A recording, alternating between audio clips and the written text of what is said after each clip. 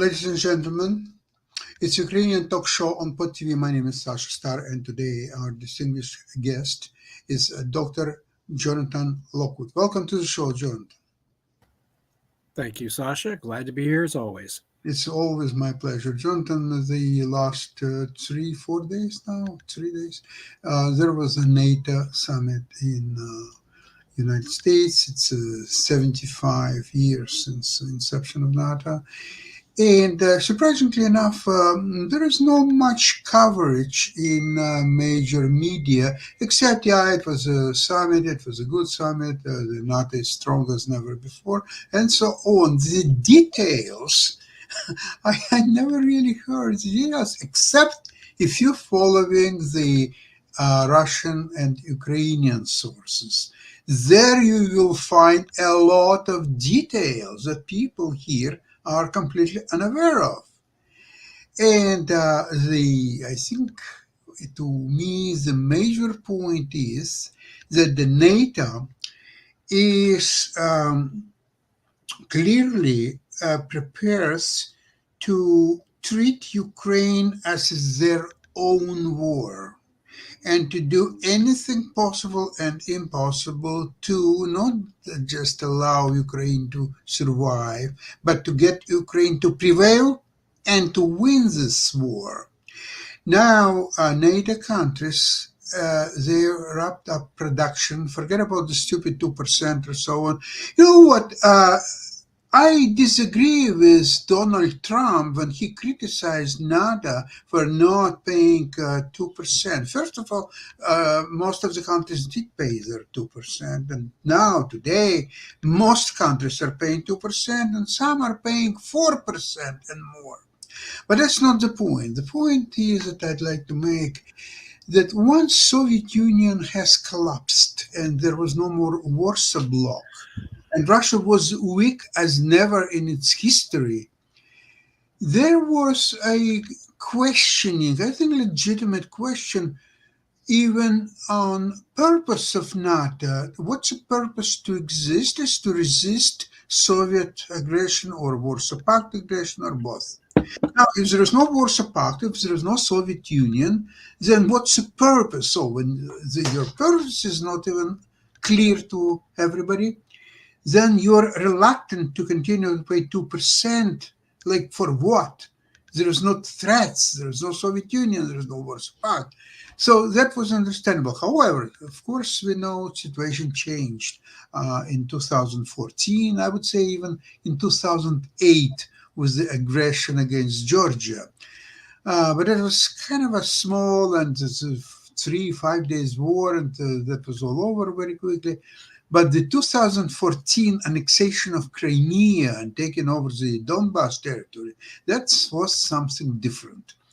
Yet European powers thought that they could sort of deflate this affair, and they had all kind of agreements, like, if you remember, Minsk I, Minsk II, and all that other stuff, which never came to fruition. And I don't understand why Russia at that time didn't act the same as today, when they could actually insist on implementation of either Minsk I or Minsk II, and in case that Ukraine would resist, start aggression then. Well, they didn't, but it was the year 2019 when Zelensky was already in power, and they were preparing sign some accords. Essentially, it was a Minsk III. They didn't call it that way, not to be associated with unfortunate Minsk I and Minsk II, long life. Minsk III or so, or you can call it any way you want, and that was, everything was prearranged, and in the very last moment, Zelensky said to Putin, my friend, I'm not going to sign it. That was incredible, knowing Putin's background as a bully, as the hooligan in the St. Petersburg streets. This is incredible, I would say,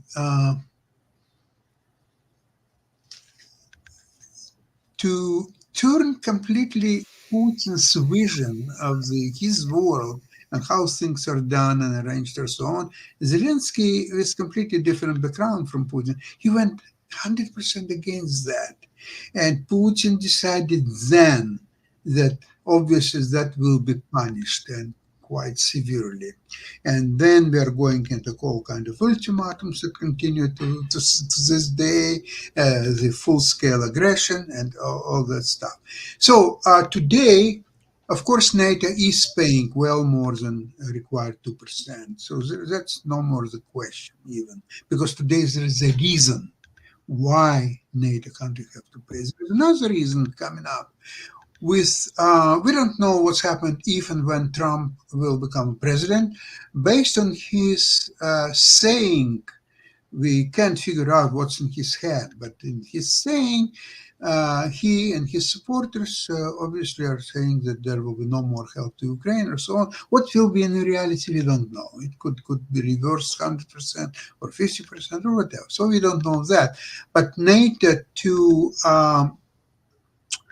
rearrange things and be independent of the United States, they did several things, or in a process of doing several different things. First of all, they ramp up their military production. They're now about to produce their own mid-range missiles.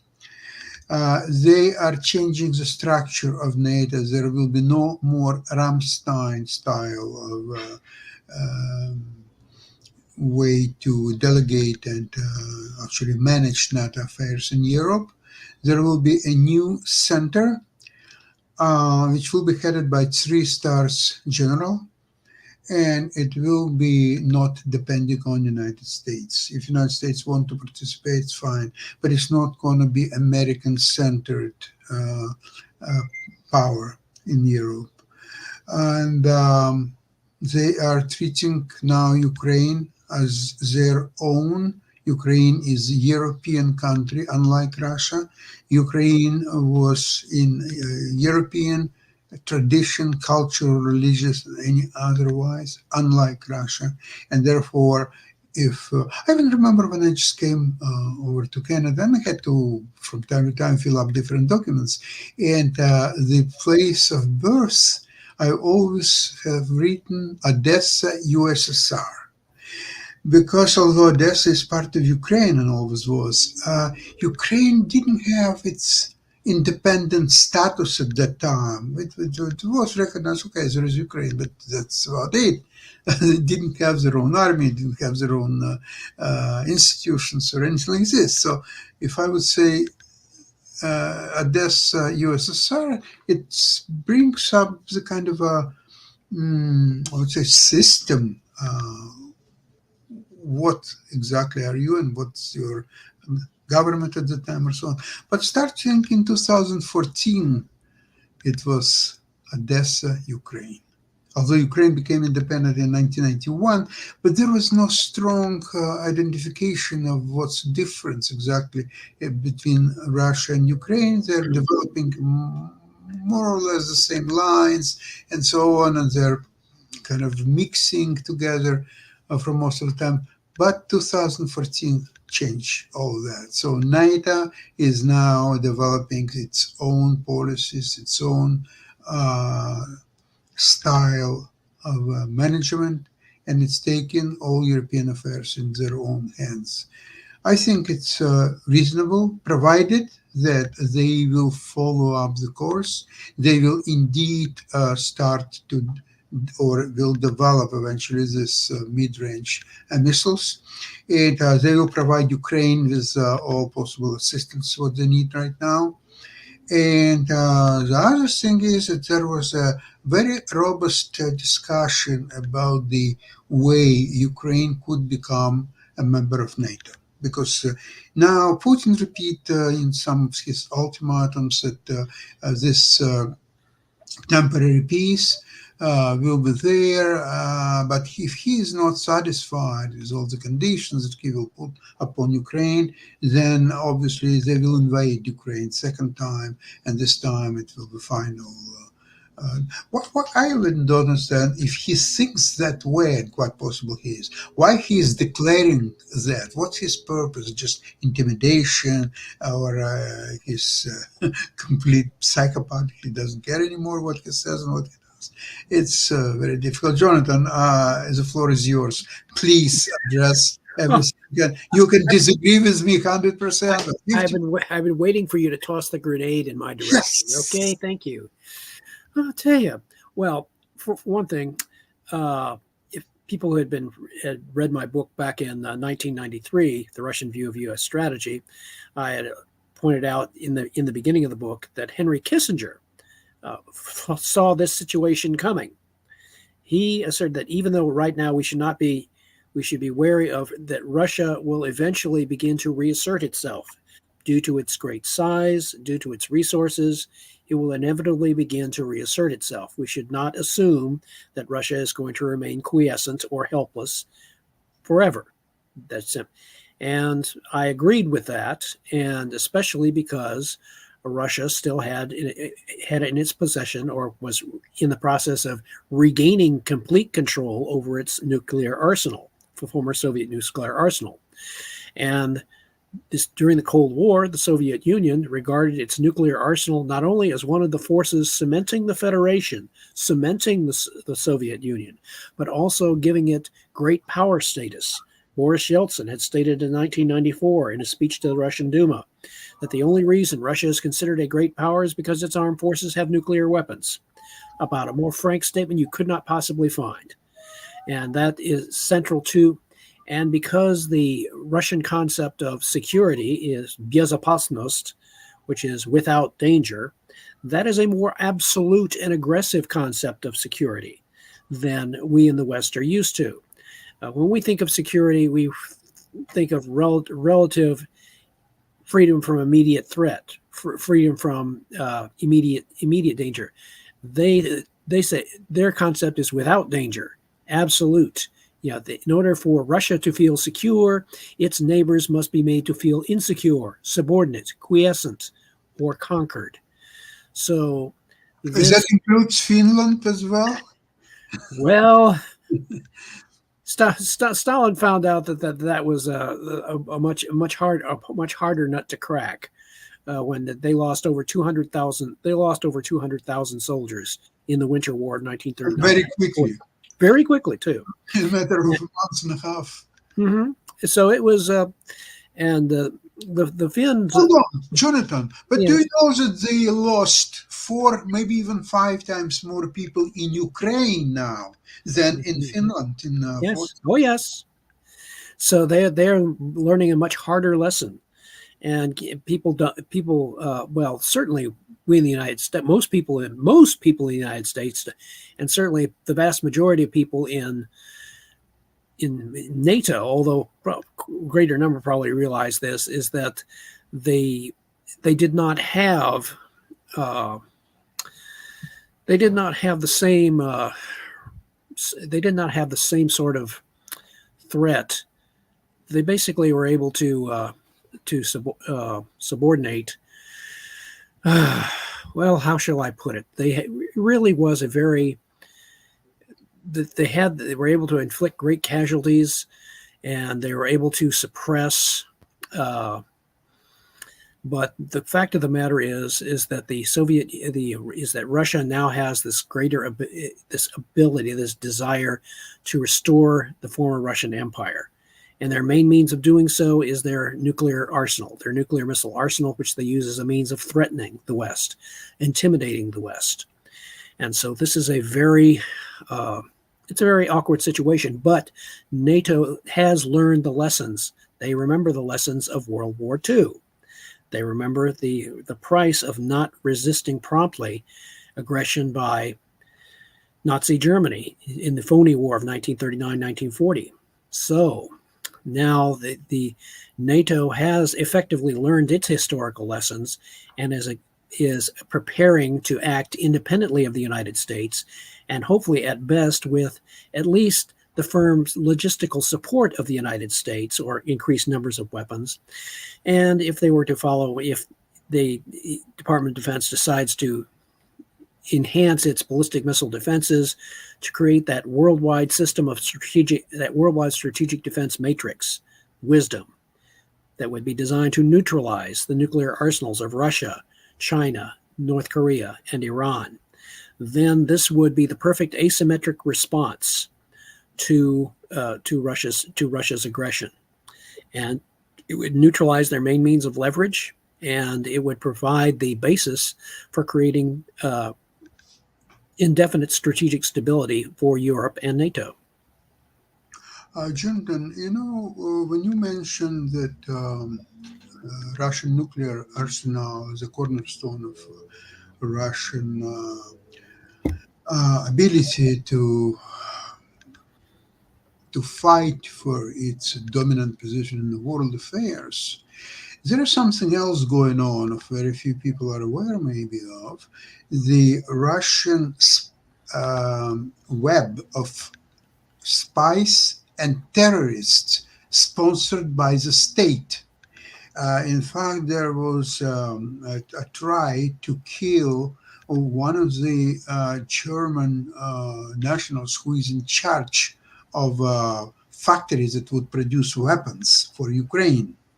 And that is not the only one act that they're trying to implement. It's several spies and terrorists are acting in different European countries. And it's very easy to penetrate because once you are in the Schengen zone in the European Union, you can freely travel to any country of the European Union without needed any documents even to. I remember I was driving from Nice, from France. I was driving to Italy, Turin. So I had a map, but it was 2006, so it was a long time ago. It was before GPS and so on. So I was driving and I used map. Okay, so I knew more or less where I'm going, and according to my calculations, there's supposed to be a border. So I prepared my passport and so on, and I'm looking where's the border, and I started to worry that if there is no border, how I will go to enter Italy.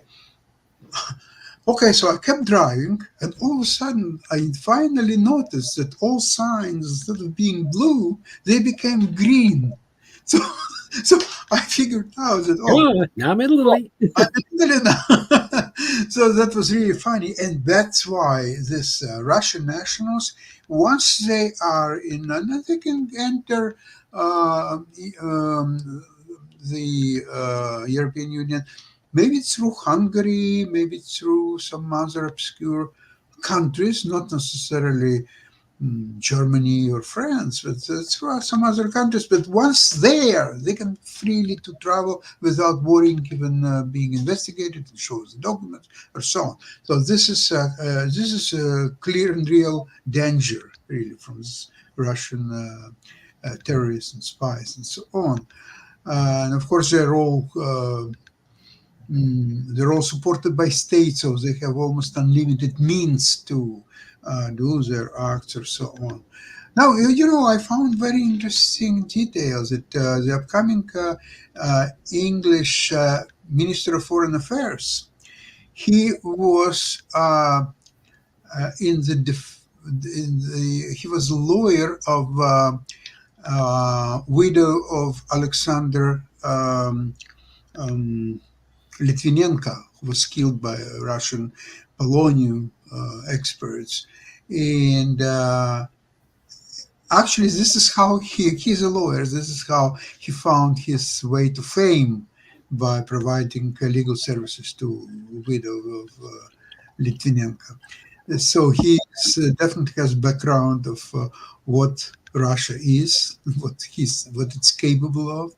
And the new Prime Minister of England, he is on the forefront of being one of the friends of both Ukraine and Israel. And so this change in power in England, it's, in my opinion, should be viewed as kind of positive overall to Ukraine.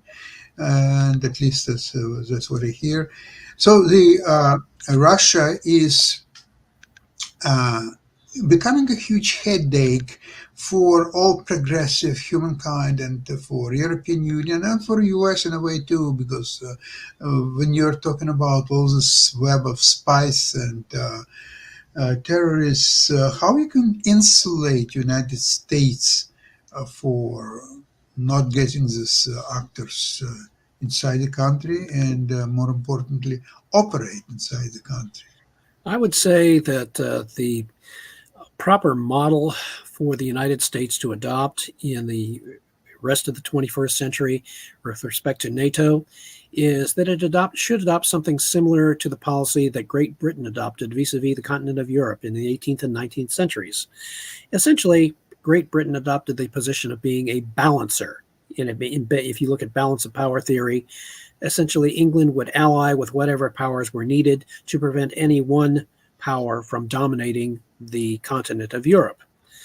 And so what I advocate in my book is that the United States in the future should be the world's geopolitical balancer, should basically ally in this case with the as part of the NATO alliance to unite against any combination of powers that threatens to try to dominate the world island. It is not so much containment as it is balance, because in this case, because Russia is so determined, according to the statements by their military and political leadership, to not only dominate Ukraine, but also to retake certain other countries and territories, if you were to take them at their words at face value, then it is necessary for the United States to provide that means of balance. And the most effective means of providing that balance would be for them to create that wisdom system, worldwide strategic defense matrix, that would neutralize the nuclear arsenals of its major adversaries. Once that is done, that once they don't have the nuclear arsenals with which to intimidate, then these powers like Russia, they could say, we will build up our own strategic defense systems too. Knock yourself out. Because we don't have any intent to destroy your country with nuclear weapons. We simply want to neutralize your nuclear weapons so that you can't use them against us. And if they wish to expend all those additional resources trying to build up their own defenses, fine, it's a waste of time for them. But if they don't, if they don't devote any additional resources, they can't build up nuclear weapons because the wisdom system would essentially neutralize those. And if they don't build up any strategic defense, then they themselves remain vulnerable to NATO's ability to inflict a nuclear counterstrike. It will be NATO's means, using with the U.S. as geopolitical balancer, to maintain indefinitely a state of strategic stability in Europe, with Ukraine as its eastern bulwark. Jonathan, a couple of examples regarding the membership of Ukraine in NATO, because in my opinion, that's the only thing what could guarantee Ukraine from further attacks from Russia. So even if in foreseeable future it would be very difficult for Ukraine to restore the borders of 1991. So for the time being, if you remember, of course, Korea's armistice, and but there is more to it. Even Norway had some difficulties to be accepted in NATO because there is a border between Norway and Soviet Union then. A very, very narrow one, but very narrow. I was very close to it. I was in Tromsø in 2014. Ooh. Yeah, there was a chess Olympiad. My wife was playing there, and we were in Tromsø for about 2 weeks. And we traveled a little bit north, but not far enough to reach the border. We traveled picturesque places, and we traveled all the way up north. And then on the way back, we took the cruise ship back to Tromsø. It was a very nice one-day excursion. And what else I wanted to mention, of course, is Germany.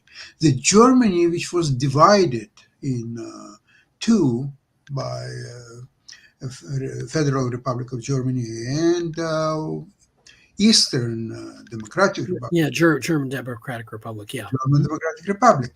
So that was a very fine line because the West Germany was very careful as to not to agree to the present division, because they always thought that in some time in the future the German nation will be united again, and that's exactly what happened once the Berlin Wall fell and the Soviet Union dissolved, and so on. So, in case of Ukraine, if there will be some kind of a demarcation line on where they're now fighting on the front lines, so if imagine that it will become demarcation line, and Ukraine doesn't have to agree that all the rest of the territory is now Russian territory or so on, they can simply say, here is a demarcation for a time being, but the rest of Ukraine, which is not taken by Russian power, is becoming the proper country with its government and everything, all institutions and everything else, its army, million people strong. So that could be probably accepted by NATO. What do you think? I think that would be a very acceptable solution, and that just as NATO was able to accept West Germany minus what was then East Germany, they could accept that, and they were operating as full members of NATO. Yes, you could have a very similar situation emerging in the future with Ukraine minus, let's say, minus those four eastern provinces in eastern Ukraine. It's part of province. It's not even a whole province. It's not exactly those slivers of those provinces that absolutely have been occupied by Russia, and what would make it most workable, what would make such an agreement most workable and most feasible, is if in the interim Ukraine was able to retake Crimea by enforcing that counteroffensive. And it is still my projection and my estimate that Ukraine will execute a counteroffensive sometime certainly before the November election. That could be their version of an October surprise. John, by the way, if Ukrainians, according to you, will be successful and retake Crimea, then all this Russian installation to build this corridor from Donbass to Crimea, it's all losing sense, because you have to still defend this territory and do something with it. But what for? If you don't have Crimea, why do you need this corridor? Correct. Which you would render their project useless, which is all the more reason why Ukraine has this incentive, and I would argue a potential opportunity to execute a successful counteroffensive in advance of November elections, if you want to use that as an arbitrary deadline, to basically to force Russia to confront an operational defeat and essentially a political defeat. Force them to retreat and essentially force them to declare victory and go home. Excellent. Jonathan, I'm really glad to hear the words of wisdom from you, as usually. And looking forward to see you in our next program. In the meantime, have a great weekend. Enjoy yourself. And, of course, as we say, glory to Ukraine. Thank you very much, everybody. Thank you.